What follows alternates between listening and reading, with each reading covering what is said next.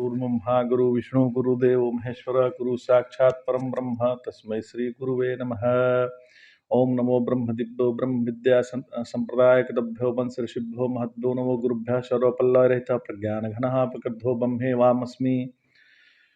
ओम नारायणं पद्मं वसिष्ठं च शक्तिं च तत्पुत्रं पराशरं च व्यासं शिवं गौड़पदं महान्तं गोविंद्रमथास शिष्यं श्रीशंकराचार्यमथास पदपादं च हस्तामलकं च शिष्टं तं तोटुकं वर्तिकारमन्नास्मदगुरुसन्ततो मानतोऽस्मि।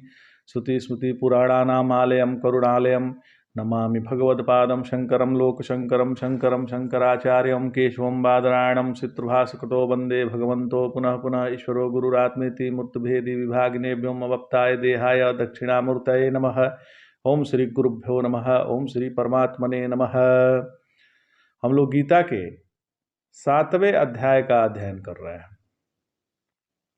भगवान 7वें अध्याय के 10वें श्लोक में बोलते हैं, बीजं मा सर्वभूतानां विद्धि पार्थ सनातनम बुद्धिर्बुद्धिर्मतामस्मि तेजस्तेजस्विनामहम्।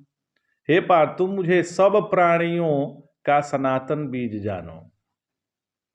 मैं बुद्धिमानों की बुद्धि और तेजस्वियों का तेज, मतलब मैं बुद्धिमानों का बुद्धि हूं और तेजस्वियों का तेज हूं, ओज हूं। सनातन बीज अर्थात आदि कारण, क्योंकि मेरा कारण कोई नहीं है। क्योंकि श्रुति भगवती कहती है कि न चास्य कश्चिन जनिता न चाधिपः, श्वेताश्वतर उपनिषद में आता है।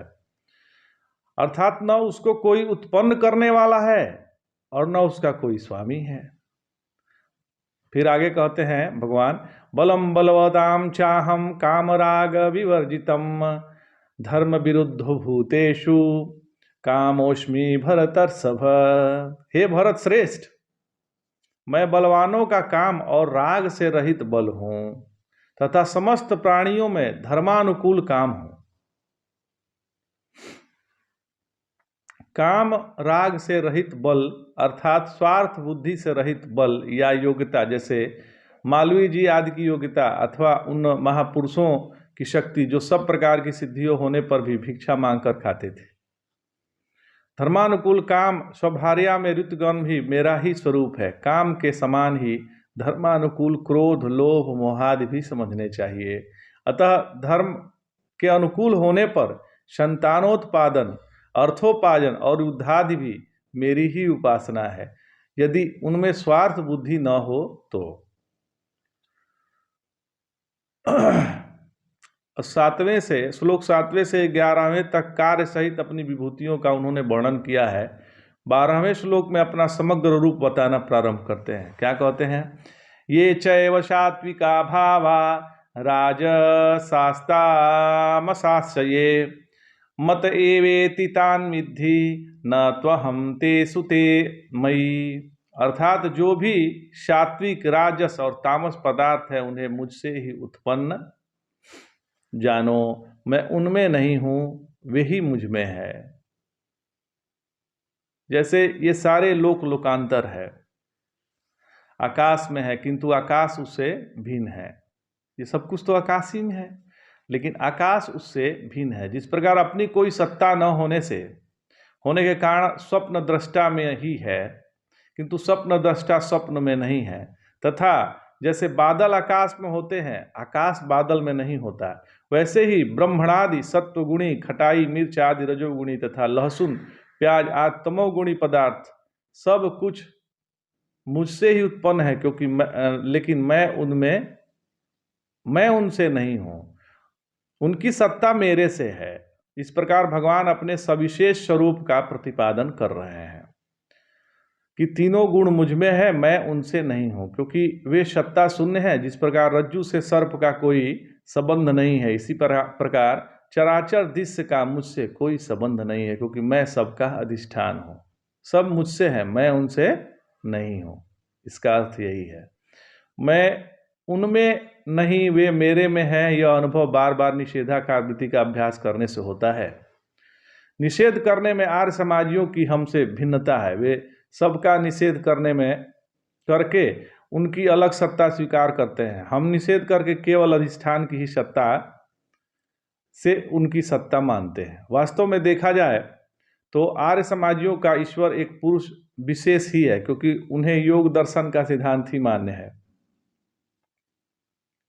और उसका लक्ष्य ईश्वर नहीं समाधि है। किंतु दृष्टा की स्वरूप में स्थिति तो ईश्वर प्राप्ति नहीं समाधि ही है। यह भगवदानंद नहीं योगानंद है। यह चित्त की ही एक स्थिति है। उसे तत्पद का शोधन या पंचकोश की साक्षी में स्थिति कह सकते हैं। इससे साक्षी की ही सिद्धि होती है, ईश्वर की नहीं। जैसे राज के बिना राजा नहीं होता, वैसे ही ऐश्वर्य के बिना ईश्वर नहीं होता। ईश्वर तो ऐश्वर्य या प्रकृति को अलग कर दें तो शुद्ध चेतन ही रह जाता है। आर्य समाजी ईश्वर को व्यापक और प्रकृति को भिन्न सत्ता मानते हैं, किंतु सत्य दो नहीं हो सकते, क्योंकि दो सत्यों का विभाजक रेखा कोई नहीं मिलती और न दो सत्यों का एक आधार ही मिलता है। अब प्रश्न यहाँ पर ये उठ रहा है कि आपके सिद्धांतानुसार तो उत्पत्ति है ही नहीं, फिर सबको उत्पन्न कैसे मानते हैं? तो सबकी उत्पत्ति माया के द्वारा सविशेष ब्रह्म से ही है। जहां भी उत्पत्ति का प्रसंग हो वहां माया के सहित सविशेष ब्रह्म ही समझनी चाहिए। अब रसोम अपसु कौन्तेय से लेकर बलम बलवंता चाहम तक इन श्लोकों को धर्मा विरुद्ध कमादि को भी भगवान ने अपने रूप में कहा। भगवान के रूपों में उपासना करने का विधान है, तो क्या जिनमें ये गुण है उनकी उपासना की जाए? तो नहीं। जिनमें ये गुण है वे स्वयं ही भगवान के उपासक है, अर्थात इन गुणों को धारण करना भी भगवान का ही उपासना है। श्रुतियां तो जातवाद और अजातवाद दोनों का ही प्रतिपादन करती है, किंतु जातवाद या उत्पत्ति का वर्णन हो वहां उपासना समझनी चाहिए, और जहां अजातवाद से वहां ज्ञान का प्रकरण जानना चाहिए। जहां अजातवाद है वहां ज्ञान का प्रकरण जानना चाहिए। इसी की पुष्टि भगवान अगले श्लोक में करते हैं। भगवान कह रहे हैं त्रिभिर्गुणमयैर्भावे रेभिः सर्वमिदं जगत मोहितं नाभिजानाति माभ्यः परमव्ययम्। इन तीनों गुणों से मोहित होने के कारण यह सारा संसार इन गुणों से अतीत मुझ अविनाशी को नहीं जानता। मतलब अनात्मा में आत्मबुद्धि हो जाना ही मोह है। अतः स्थूल सूक्ष्म और कारण शरीरों में आवृत पुरुष मुझको नहीं जानते। अब मुझे न जानना ही संतप्त होना है। ऐसा लोग उपस्थ और रचना के अधीन होकर मुझे नित्य शुद्ध में भी विपरीत भावना कर लेते हैं कि मैं देह हूं।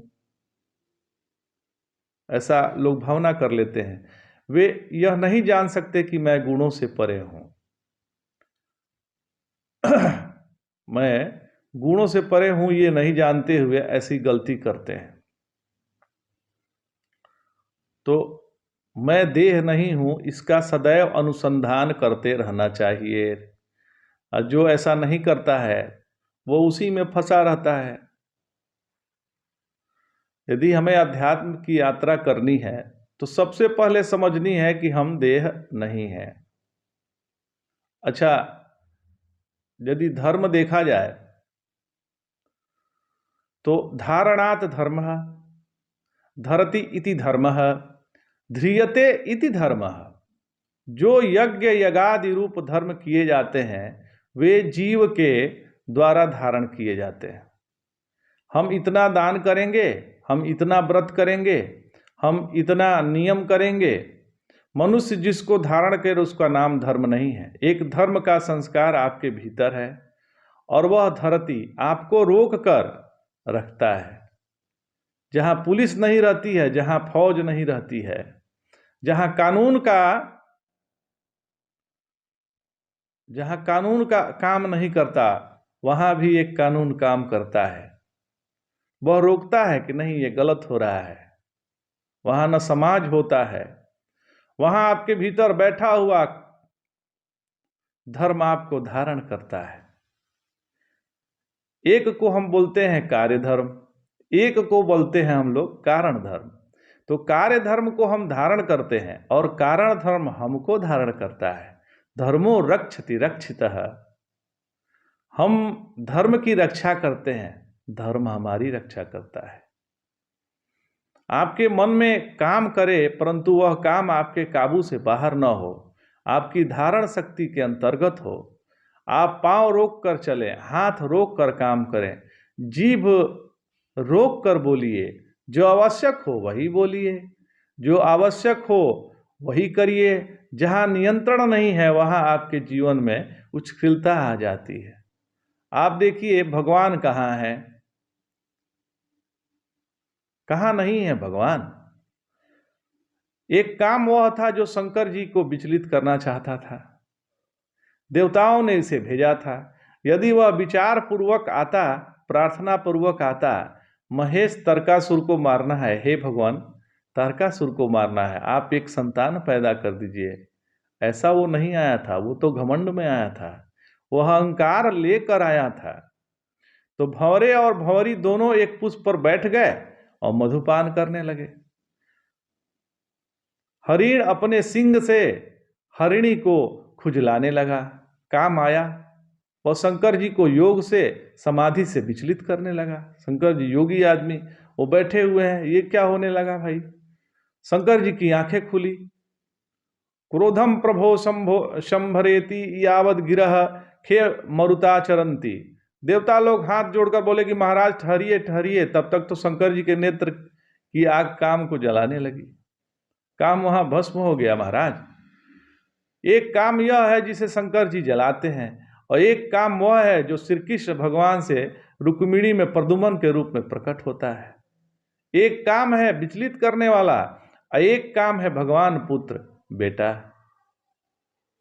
बोले बेटा तो बाप है, और बाप ही बेटे के रूप में आया है, तो वह ईश्वर का स्वरूप है, परंतु धर्म के विरुद्ध नहीं जाना चाहिए। धर्म विरुद्धो भूतेषु कामोऽस्मि भरतर्षभ। भगवान ने कहा कि धर्म विरुद्ध हे भरत श्रेष्ठ, धर्म के विरुद्ध नहीं चलना है। भगवान कहते हैं कि भाव जितने हैं सब में मैं हूं। ये चैव सात्विका भावा राजा सस्ता मसाश्रिये मत एवेति तन्विद्धि न त्वहम तेसु ते मयि। 12वें श्लोक में भगवान ने कहा ना। तो सूर्य की रोशनी में स्त्री पुरुष सब दिख रहे हैं, परंतु सूर्य तो नहीं कहता कि तुम बुरी नजर से इसको देखो। सूर्य तो नहीं कह रहा है। सूर्य वस्तु को प्रकाशित करता है। सात्विक भाव सभी, कभी दान का भाव आता है, कभी उदारता का भाव आता है, कभी दया का भाव आता है। वह सब ईश्वर के प्रकाश में प्रकाशित होता है। कभी राजस भाव आता है, भोग करिए संग्रह करिए, तो कभी तामस भाव आता है, आलस्य है, निद्रा है, प्रमाद है। सुबह उठना चाहिए, आलस्य ने घेरा हुआ है, चलो चलो थोड़ा और सो लेते हैं, यही प्रमाद है, यही आलस्य है। भगवान ने तो नहीं कहा कि तुम सोए रहो, अभी तक तुम्हारा ही तामस जो है तुमको सुलाया हुआ है। तुम तामस के बस में हो, इसीलिए तुम सोए हुए हो। तो अंतःकरण में ये भाव आते रहते हैं, इस भावों में हम बंध जाते हैं, हमें बंधना नहीं है। ये सब भगवान के प्रकाश में आ रहा है, ठीक है, परंतु उनके साथ बंधना नहीं है हमको। सात्विक के प्रकाश में प्रकाश ज्यादा है, राजस के प्रकाश में प्रकाश कम है, तामस में प्रकाश ही नहीं है। वो आपको शूद्र बना देगा। आलस व्यक्ति शूद्र होता है, परंतु सब मालूम पड़ते हैं कि उसी आत्मरूप परमात्मा के प्रकाश में है। इसलिए मत एव तान विद्धि, सब मुझ में मालूम पड़ रहे हैं। इन भावों में मैं वह भाव नहीं हो जाता, परंतु वे भाव सब मुझ में रहते हैं। समम सर्वेषु भूतेषु तिष्ठन्ति परमेश्वर विनस्त्वं विनश्यन्तं यह पश्यन्ति स पश्यति। यह 13वें अध्याय का 26वां श्लोक है। विनाशी पदार्थ जो अविनाशी के रूप में मौजूद है, जो विषम में सम है, आपकी गिनती होती है विषम 1 3 5, उसमें सम क्या है तो 1। यह दोनों में भी है, तीनों में भी है, 4 में भी है, 5 में भी है, उसके बिना कोई गिनती नहीं होती। तो 2 से 1 को अलग कर लो तो यह दोनों एक परमात्मा है। एक एक तीनों परमात्मा है। संस्कृत में एक एक माने होता है अनुपात। एति अन्वेति इति एकः, जो 1 में, 2 में, 3 में, 5 में है वह 1 है। आत्मा से सब प्रकार से सिद्ध होता है। यह विषय में सम है, यह अस्थि में स्थिर है, अस्थिर में स्थिर है, जो यह अस्थिर में स्थिर है। यह जगत में परमेश्वर है। सारे पदार्थों का तो हो रहा है विनाश, वह है अविनाशी। मतलब सभी पदार्थ का विनाश हो रहा है, लेकिन परमात्मा है अविनाशी। तो उस अविनाशी को देखिए, उस परमात्मा को देखिए महाराज। दुनिया क्या करती है, लोग क्या करते हैं, ये भाव में बन जाते हैं, जो भाव आया वह बह गए। एक ने हमें बताया कि मैंने सुंदर वेशभूषा का एक स्त्री को देखा, घूंघट काढ़े हुए थी। मैंने सोचा कि वह बहुत सुंदर होगी, उसका पीछा किया। गंदी बात हुई ना, पीछा तो करना नहीं चाहिए था, लेकिन वो पीछा किया। तो जब स्त्री समझ गई कि कोई मेरा पीछा कर रहा है, तो वह घूंघट उठाकर खड़ी हो गई। तो उसका मुंह में चेचक का दाग था, पूरा चेहरा चेचक के दाग से भरा हुआ था। फिर वह लौट आया। तो यह बांध कर कौन ले गया आपको? तो हम काम के साथ अपने आप को बांध लेते हैं। जब देखे कि चेहरा चेचक वाला है तो भाग खड़े हुए, काम वासना खत्म हो गई, और उसके पीछे पीछे तब तक चल रहे थे। तो हम क्रोध के साथ अपने आप को बांध लेते हैं, काम के साथ अपने आप को बांध लेते हैं महाराज। वहां हम जाते हैं, जहां क्रोध जाता है, जहां काम जाता है, उसके पीछे हो लेते हैं। लेकिन मोह के साथ अपने को भी, मोह के साथ भी हम बांधते हैं। जहां मोह जाता है वहीं हम जाते हैं। तो संसार में दोष तीन ही होते हैं। गौतम मुनि ने बड़ा विचार करके न्याय दर्शनों में यह निर्णय किया है कि दुख क्यों होता है। तो शरीरम अहम होने से, मतलब इसमें मैं कैसे हुआ, ये मैं शरीर हूं, यही दुख का सबसे बड़ा कारण है। तो प्रवृत्ति कर्म के अनुसार दोष क्या है? तो राग द्वेष मोह को, जो राग द्वेष है यही मोह के कारण है। दोष की ये तीन राशि हैं। हम राग के साथ बंधे बंधे डोल रहे हैं, मोह के साथ बंधे बंधे डोल रहे हैं, या द्वेष के साथ बंधे बंधे डोल रहे हैं। काम में मुंह आगे की ओर होता है, द्वेष में मुंह पीछे की ओर होता है। इसने हमारा यह नुकसान किया, पीछे की ओर मुंह हो जाता है।